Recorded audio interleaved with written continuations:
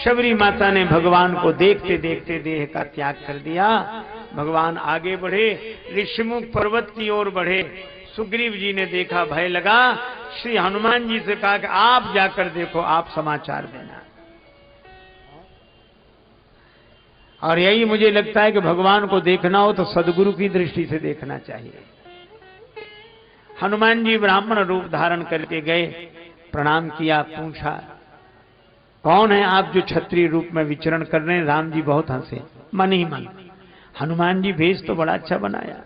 हर कोई कह देगा कि बिल्कुल ब्राह्मण देवता, पंडित जी हो, ब्राह्मण हो, लेकिन इतनी बड़ी गलती कर दी कि साधारण आदमी भी कह देगा कि ब्राह्मण नहीं हो। क्यों? मुझे क्षत्रिय कह रहे हो सिर झुकाकर? वो ब्राह्मण कैसा जिसका सिर क्षत्रिय के आगे झुक जाए? ब्राह्मण कैसा जिसका सिर क्षत्रिय के आगे झुक जाए? बड़ा। हनुमान जी भी मन ही मन खुश हुए, बोले प्रभु आपको क्या लगता है? राम जी बोले बने बनाए ब्राह्मण हो, असली नहीं हो, असली नहीं हो, फसली हो। क्षत्रिय को देखकर सिर झुक गया, कैसे? काहे कि ब्राह्मण?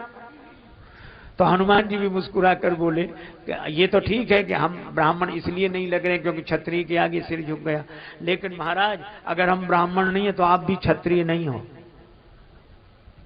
बोले तुमने कैसे जाना कि हम क्षत्रिय नहीं है? हनुमान जी बोले वो क्षत्रिय कैसा जिसका सिर ब्राह्मण के आगे ना झुके? तो आपका भी तो नहीं झुका।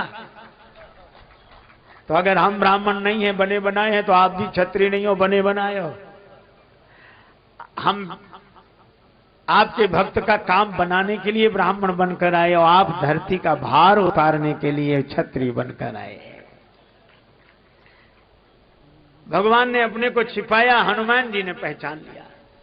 उस जमाने की बात है जब संत भी छिपाते थे, भगवंत भी छिपाते थे। हनुमान जी भी अपने को छिपाए हैं, भगवान भी अपने को छिपाए हैं। हनुमान जी ये स्वीकार नहीं कर रहे कि हम संत नहीं, हम नहीं, और भगवान भी छिपाए हैं। आनंद ही और था, तब अब जमाना बदल गया है, कोई बात नहीं, बदलता रहता है। पहले छिपाते थे, आजकल छपाते हैं, बस ज्यादा अंतर नहीं, थोड़ा मात्रा इधर की उधर हो गई। एक महात्मा से किसी ने कहा कि महाराज आप अपनी जीवनी बताओ, जीवनी लिखा। तो महात्मा बोले अभी से क्या लिखते हो जीवनी? याद किए रहो, फिर बोले जब डोली उठ जाए तब लिखना, जब चले जाएं तब लिखना, अभी तो नाव समुद्र में का जाने का होए।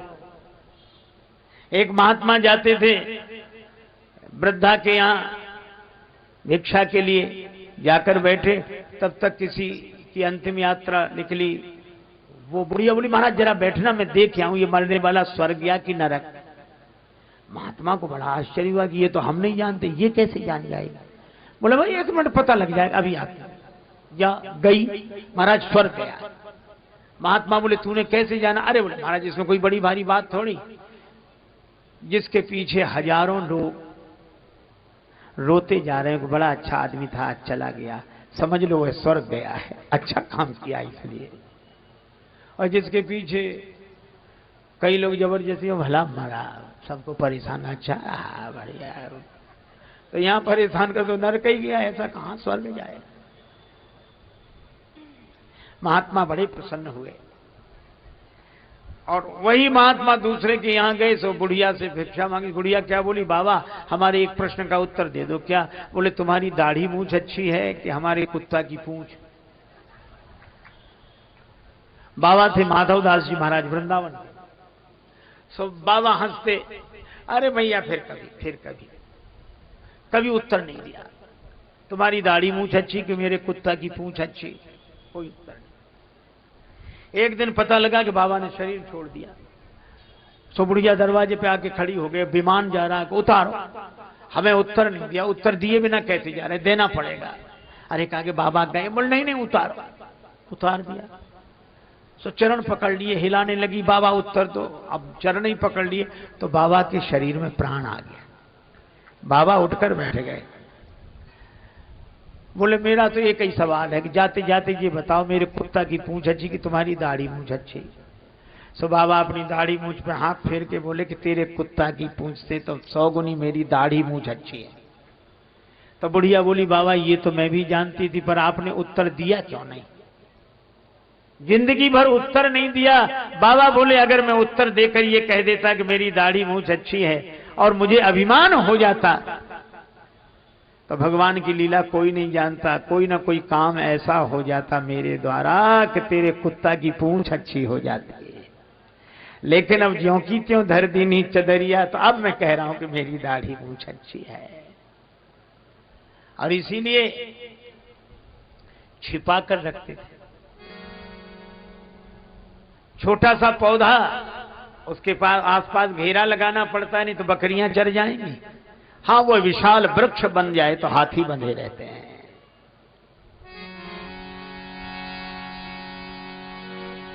भगवान ने अपने को छिपाया, हनुमान जी ने चरण पकड़ लिए। कैसे पहचाना? बातचीत से नहीं। फिर आपको देखा तो लगा कहीं देखा है, कहां? हृदय में। तो सिर झुकाकर हृदय में बैठे राम जी को देखता था, कभी सिर उठाकर सामने खड़े राम जी को देखता था। प्रणाम का तो बहाना था, फोटो मिला रहा था। जब फोटो मिल गया तो चरणों में गिर गया। जो भीतर वही बाहर, जो बाहर वही भीतर। भगवान ने कहा कि हे ब्राह्मण देवता अपनी कथा सुनाओ। हनुमान जी बोले हमारी क्या कथा होगी, हमारी तो व्यथा है। कथा भगवान की हो सकती है, आपकी होगी। भगवान बोले तो व्यथा सुनाओ। हनुमान जी बोले व्यथा बची नहीं है। आपके दर्शन के बाद भी अगर व्यथा बची रहे तो आपके दर्शन की महिमा ही क्या है। तो किसी की व्यथा सुनाओ।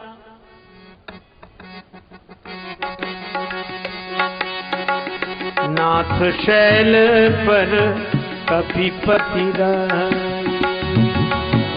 शैल पद कपिपति रही, सो सुग्रीव दास तव आई। सो सुग्रीव दास तव आई, तेहि सननाथ मैत्री कीजे, दीन जाने तेहि अभय करीजे।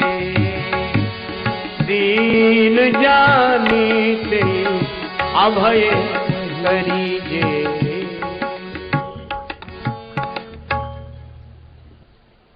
आपका दास है महाराज, पहाड़ पे रहने वाला सुग्रीव। भगवान बोले दास ऐसे होते हैं, पहाड़ पे राजा बना बैठा रहे, किसी को भेजे कि बुला लाओ हमारे स्वामी जी आ रहे हैं, उसे आना चाहिए। हनुमान जी बोले वो 2 तरह के मरीज होते हैं, एक को थोड़ा बहुत बुखार आया, चले गए वैद्य के पास, इलाज हो गया, और किसी को असाध्य मर्ज हो जाए तो डॉक्टर को खुद आना पड़ता है।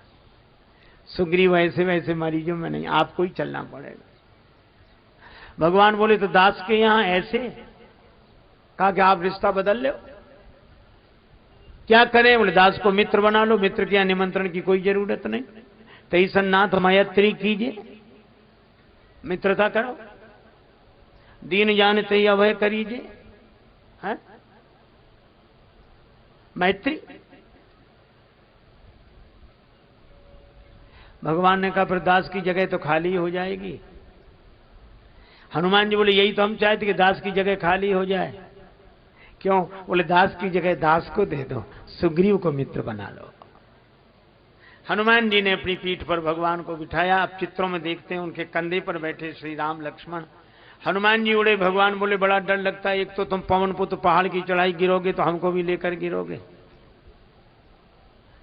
हनुमान जी बोले जब किसी के कंधे पर बैठकर कोई डरता है तो दोनों आंख मूंद कर उसका सिर पकड़ लेता है कि तुम्हारे ही सिर पड़े, चाहे गिरावो चाहे पहुंचावो।